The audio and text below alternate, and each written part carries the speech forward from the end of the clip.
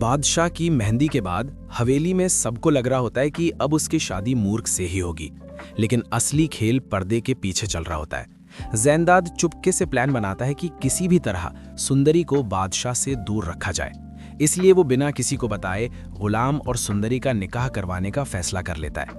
हवेली में जल्दी जल्दी तैयारी शुरू होती है। गुलाम को स्टेज पर बैठा दिया जाता है और सुंदरी को दुल्हन बनाकर लाया जाता है। सब कुछ ठीक चल रहा होता है, लेकिन अचानक बादशाह वहां पहुंच जाता है। जैसे ही उसकी नज़र सुंदरी पर पड़ती है, जो दुल्हन के जोड़े में गुलाम के साथ बैठी होती है, उसका गुस्सा 7वें आसमान पर पहुंच जाता है। वो तुरंत गुलाम का गिरेबान पकड़ लेता है और उसे धोखा देने का इल्जाम लगाता है। लेकिन इस बार सुंदरी चुप नहीं रहती और साफ कह देती है कि वो सिर्फ गुलाम से मोहब्बत करती है और उसी के साथ रहना चाहती है। यही बात बादशाह को पूरी तरह बेकाबू कर देती है और वो गुस्से में पिस्तौल निकालकर गुलाम पर गोली चला देता है। गुलाम जमीन पर गिर जाता है और हर तरफ हड़कंप मच जाता है। लेकिन हैरानी की बात यह होती है कि बादशाह उसे मरने नहीं देता। वो अपने आदमियों को आदेश देता है कि गुलाम का इलाज करवाया जाए, लेकिन उसे कैद में रखा जाए। असल में बादशाह गुलाम को जिंदा रखकर सुंदरी को मजबूर करना चाहता है। इसके बाद वो सुंदरी के सामने शर्त रखता है कि अगर उसने उससे निकाह नहीं किया तो वो गुलाम को जिंदा नहीं छोड़ेगा। सुंदरी के पास कोई रास्ता नहीं बचता और मजबूरी में वो निकाह के लिए तैयार हो जाती है। बादशाह उसे अपने शहर वाले घर ले जाता है, जहां तुरंत निकाह की तैयारी शुरू कर दी जाती है। लेकिन सुंदरी हार मानने वालों में से नहीं होती। वो मौका देखकर अपनी अम्मी खुर्शीद को कॉल करती है और पूरी सच्चाई बता देती है कि उससे जबरदस्ती निकाह करवाया जा रहा है।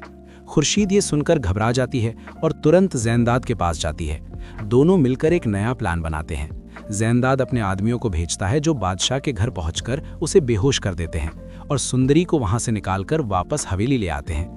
यहाँ एक बड़ा ट्विस्ट ये भी होता है कि ज़ैनदाद ये सब सिर्फ सुंदरी को बचाने के लिए नहीं कर रहा होता, बल्कि वो अपनी पुरानी सच्चाई और राज छुपाना चाहता है। उधर गुलाम भी किसी तरह कैद से निकल जाता है और जब उसे पता चलता है कि सुंदरी हवेली में है तो वो तुरंत वहां पहुंचता है। दोनों एक दूसरे को देखकर बेहद खुश हो जाते हैं और एक बार फिर से निकाह की तैयारी शुरू होती है। मौलवी साहब को बुलाया जाता है और सबको लगता है कि अब सब ठीक हो जाएगा। लेकिन तभी कहानी में सबसे बड़ा ट्विस्ट आता है। जब मौलवी गुलाम से पूछता है कि क्या उसे ये निकाह कबूल है, तो गुलाम अचानक इनकार कर देता है। ये सुनकर सुंदरी के होश उड़ जाते हैं और वो पूरी तरह टूट जाती है। किसी को समझ नहीं आता कि गुलाम ऐसा क्यों कर रहा है। असल में गुलाम ये सब सुंदरी की भलाई के लिए करता है, क्योंकि वो जानता है कि अगर उसने सुंदरी को अपने पास रखा तो बादशाह कभी उन्हें चैन से जीने नहीं देगा और हमेशा उनकी जान के पीछे लगा रहेगा। इसीलिए वो खुद पीछे हटने का फैसला करता है। वो बादशाह को कॉल करता है और उसे हवेली बुलाता है।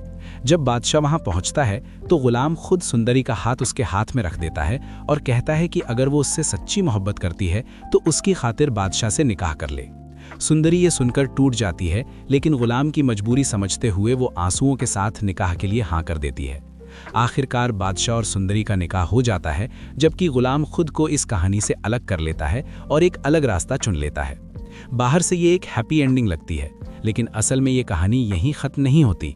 आगे आने वाले एपिसोड में बहुत बड़े राज खुल सकते हैं। ज़ैनदाद का असली प्लान सामने आ सकता है, गुलाम की कुर्बानी का सच सबके सामने आ सकता है और ये भी हो सकता है कि सुंदरी को सच्चाई पता चलने के बाद वो फिर से अपना फैसला बदल दे।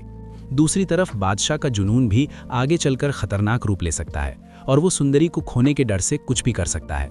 तो दोस्तों, आपको क्या लगता है, क्या गुलाम ने सही फैसला किया या गलत? क्या सुंदरी कभी सच्चाई जान पाएगी और क्या वो फिर से गुलाम के पास जाएगी?